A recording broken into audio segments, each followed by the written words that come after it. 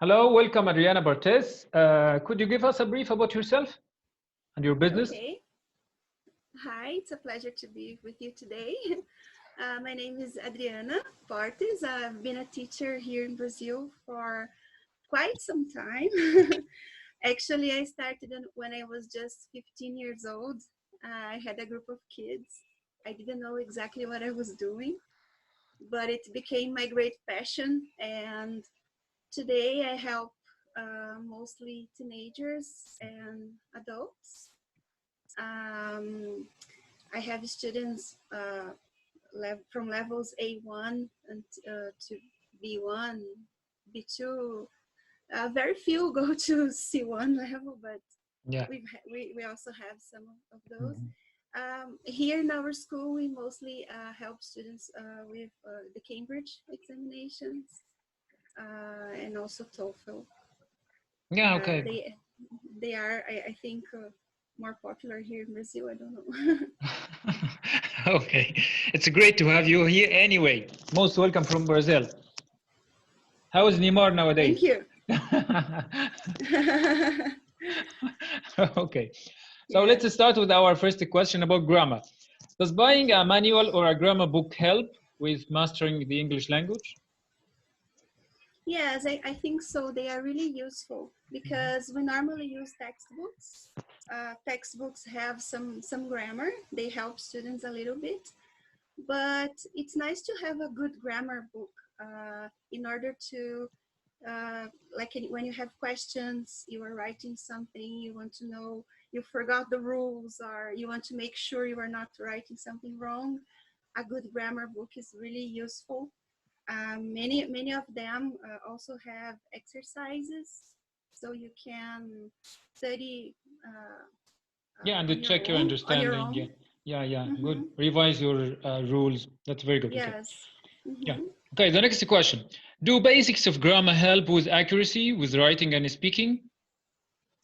Yes, definitely. I think they play a very important role in both written and spoken English. Mhm. I know that some people don't like studying grammar a lot, and they think, oh, I just want to communicate. I just want to be able to say what I want. Okay, I agree. But Mm. if you just communicate like short sentences, something very basic, that's okay. But in order to express your ideas, if you want to uh, something more difficult to talk about, or even writing, Yeah. you really grammar is so important. So you Yeah. Yeah. can use the Mhm. right words, you can use the right uh, Yeah. conjunctions, Certainly. the Yeah. Yeah. linking. Yeah, perfect. Especially with professional writing and business writing, you must follow correct and right grammar. That's a great. Yes, Okay. in Okay. The order next to question. be well understood. Yeah, great. Okay. The next question: should we listen to other people while speaking? I think feedback from others is really important. Mhm. Uh, you cannot take it like criticism, but you can focus on the important things you need to improve. Mhm. So each time you like if somebody corrects you, you mean speaking or writing? Yeah, I mean, like when we like if something I don't understand very well with grammar, like can I see a native speaker or someone saying it correctly and then I can learn it from him or from them? Yes, Mhm. yes, That's the idea. exactly. Yeah. Okay. Yes, it's very nice to listen a lot, and Mhm. the more you listen to people, the more you understand it, and the more it becomes natural to you. Yeah. In your, I here in Brazil, like all most of my students watch a lot of series in English, Mhm. and sometimes when I am teaching them some grammar, they already know the context because they have seen it being used. So it's not so difficult for them to understand the rules Oh yeah. because they are familiar with the language being Mhm. used. I Yeah. guess that's the important part of it. Yeah, yeah, that's so important as well. Like also we need to understand grammar in context, like where these rules fit. So it's also important to listen, see the language alive. Okay, the Yes. next question, why should we proofread our writing out loud? Like sometimes we need, after we write, to say what we write out loud, to feel it. What do you think? Yes, I think it's important because, in my opinion, you have a better feeling of the language. You can hear it, you can listen to it more carefully. Because when you just read it silently, you may not pay attention to some mistakes you have made. And when you are reading it aloud, you can pay more attention, maybe record your own Yeah, voice. speaking, yeah. Uh-huh. And listen to it carefully and see where you can improve, Yeah, good. like And also, you I can think also, correct. yeah, with the speaking, we use more senses. Like with the speaking, we are using our mouths and our ears, so to help us comprehend the language. Okay, good. The next Yes. question, does writing help us develop grammar skills? Yes, definitely. I think I always tell my students because they are very lazy to write, Okay. very lazy. When we are in class, they just want to talk and talk. And no, let's do it just speaking. But I think that when you write, you pay more attention to what you are doing. You can always go back. You can correct yourself. The more you write, the the better your grammar will be. Uh, Once you can focus on the things you have to improve. And if you are speaking, you sometimes don't even pay attention. You don't know, you don't realize the mistakes you've made. Yeah, yeah. So I think writing is really important because you have more time Yeah. to express yourself better. Yeah, and writing is always there. Like many people can check and tell you your mistakes, but speaking like flies. Yes, exactly. Okay, You the next cannot question. you cannot rewind. Sure. Yeah, it's a gun. Okay. The next question, what are parts of speech? The parts of speech are the words that make the language. Like would say like they are like blocks that are put together in a sentence to make meaning. Yeah. Yeah, and Like they especially can the, be sure, go ahead. nouns and verbs and adjectives, Yeah. adverbs. Yeah, great. And every one of them like can go in a certain place in the sentence. So it's important to know that It's the nouns important. can go here, the Yes. verbs can go here, to be able to Mm-hmm. to build a correct sentence. Yes. Okay, good. Mm-hmm. The next question: what are the points of view, grammar-wise or in grammar? I think they are the first person and second person and third person, like Yeah, I, you, he, she, yeah, it, and plural, we, you, they. yeah. Sure. Okay. Like, okay, yeah, these are important because sometimes you want to distance yourself from a point of view. So usually you use a second point or a third point of Yes, view. yes. But sometimes you want to claim this point, to claim this opinion. So you go to the first point of view in grammar. Yeah, good. Mm-hmm. Okay, the Yes. next question is, what is word order in a sentence? Yes, as we were talking before about the parts of speech, I have a lot of problems with my students because Portuguese is more flexible. Sometimes you can use the verb in another place or you start to, it's crazy. And English follows that order like subject, verb, and object. So it's important to know that, to be aware of that, so you know exactly where to put the words.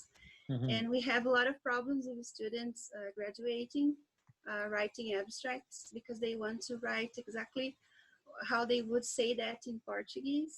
Oh, yeah. And then you have to change all the order. It's because the English has that only order you can use. Sure. So that's really important to be aware of. Yeah. Okay, the next question, how to conjugate verbs properly? Yeah, I think, well, at least here for us in Brazil, it's much easier in English than in Portuguese. Because, for example, English, uh, only the present and the past change a little bit. Yeah. And in the present, we have like only two different verbs, like you just add the S. In Portuguese, we have six. Ah, okay. for each. And in the past, we have only one. In Oh, Portuguese, we yeah. have 6. So English becomes easier for them. But again, it's only in present and past, because then to make other verb tenses, we use auxiliary verbs or modal verbs. Yeah, okay. Okay, the next question. What is punctuation? Sorry? What is punctuation? Punctuation, okay. It's really important because it shows where you want to stop or pause, or if it's a question, or also the capital letters are important. Again, I'm speaking like my experience, from my experience. It's so difficult for Brazilian students because they tend to write very, very long sentences and just add commas. And they continue talking, writing, and put a comma, and then go on. And you have a paragraph of 6 sentences, 6 lines, sorry, without a period. And I always tell them, no, it's important to stop here, join these 2 sentences together, but then add a period and start your thinking again. Use linking words, use conjunctions to make it easier for the person who's reading to understand you. Yeah. I guess that's important. Yeah, it's so important. Because the meaning can be lost or maybe confused if you don't use the right punctuation. Yeah, sure. And sometimes like people use punctuation at will. Like sometimes they add a lot of many commas and you don't know why. So yes. like we use punctuation marks, but it's according to the rules, not as we want. Yes. Okay, good. The next Brazilians question. love commas. They put commas everywhere. They love football, actually. Yeah. It's true. I don't really. Like all the world is like crazy Brazilian players. Yeah, good. Yes. Okay. Okay, the next question. What are grammar games? Oh, grammar games are the best part because as grammar tends to be a little bit boring for students because they have to focus and pay a lot of attention. The games are a way to practice grammar, but in a fun way. Because the students like to compete with one another, and they are usually fun. You have like online games, you have apps you can download. I recently downloaded one that was suggested in the course that I took online. And it's really nice because you can compete with people all over the world. Yeah. But in class, I use like memory games or choose the right word or complete the sentence or match the sentence. Suitable to the classroom environment. Yes, they like it. It's a fun way to practice grammar.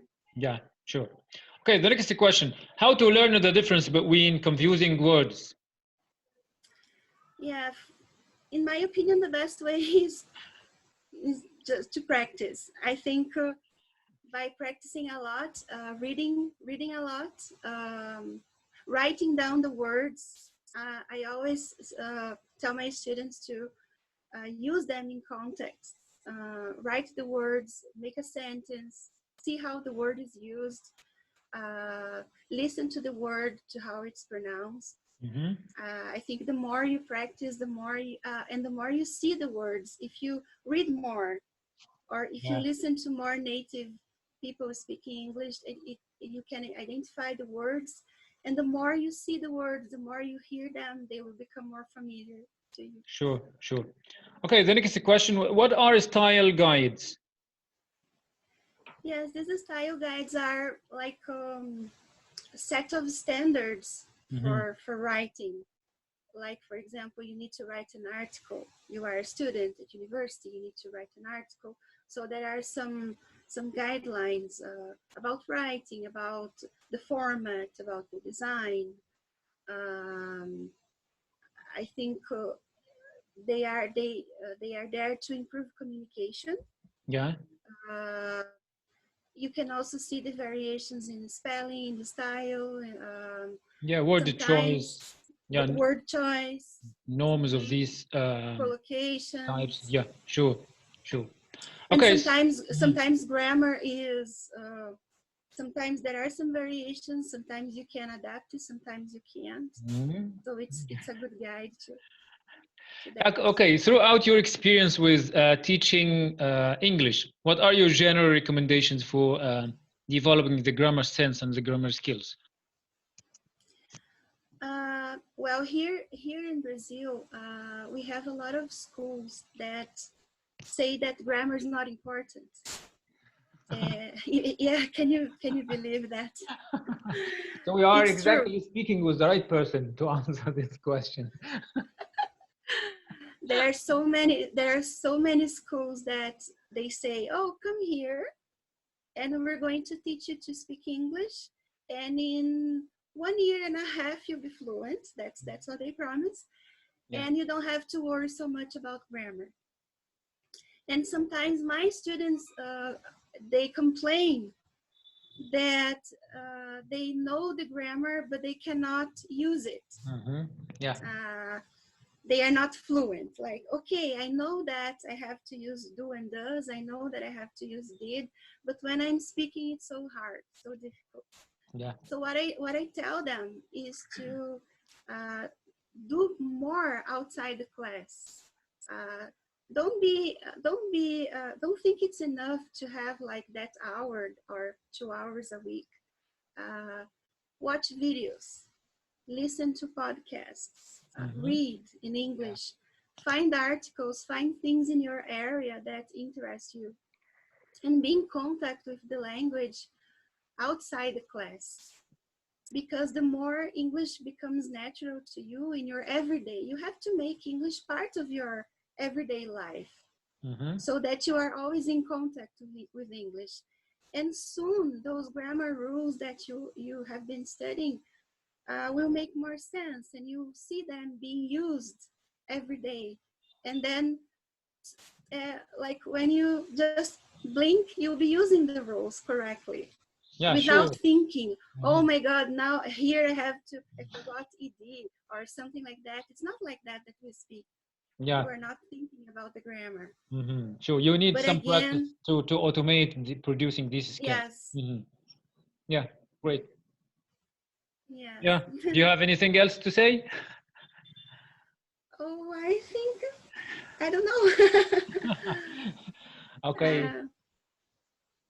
Yes, as I was saying about the schools that I was talking, and in the school that we work with Cambridge and Oxford materials, and we try to speak English with the students since the first class. Of course, sometimes real beginners need some explanation or need some clarification in Portuguese. But by using English like from day one,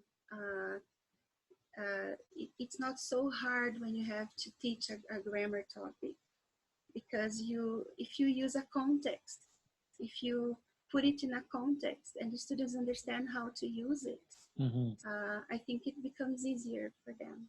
Yeah, trying to replicate the real language, the real situation where they will be using these rules. Yeah, okay.